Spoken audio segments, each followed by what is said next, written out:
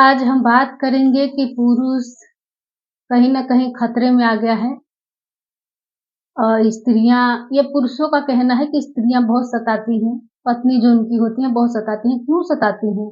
आप उनको इतना कैद में क्यों रखते हैं? उन पे दबाव क्यों डालते हैं? उनको क्यों सताते हैं? कहीं न कहीं वो तो बाहर निकल के उनका क्रोध आएगा ना, उनको स्वतंत्र छोड़िए, उनके ऊपर दबाव क्यों बनाना है? आप जो बाँटेंगे वही मिलेगा।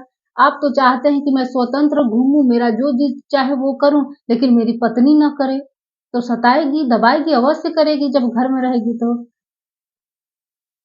उसके आप गुलाम बन गए हैं। आप देखिए गहराई में ये बात देखिए, आप उसके गुलाम हो गए हैं, वो आपकी गुलाम हो गई है। एक-दूसरे के बिना रह भी नहीं सकते हैं। रहना भी मुश्किल है कि नहीं, अब एक-दूसरे के बिना रह नहीं सकते हैं, रहना है तुम्हारे साथ में ही, लेकिन एक-दूसरे के ऊपर दबाव डालकर, ज़ोर डालकर, ज़बरदस्ती कर कर, ऐसा मतलब करेंगे तो किसके ऊपर प्रभाव पड़ेगा? गलत परिणाम किसको मिलेगा? आप पे ही पड़ेगा। आप उसको दबाएँगे तो वो भी आपको दबाएगी, आप उसे सताएँगे तो वो भी सताएगी, लेकिन थोड़ा तरीके अलग हो सकते हैं। ज़रूरी नहीं है कि आप डंडे से मार रहे हैं तो वो भी डंडे से ही मारेगी। आप झापड़ मार रहे हैं तो वो भी झापड़ मारेगी, उसके तरीके कुछ और होते हैं, वो करेगी।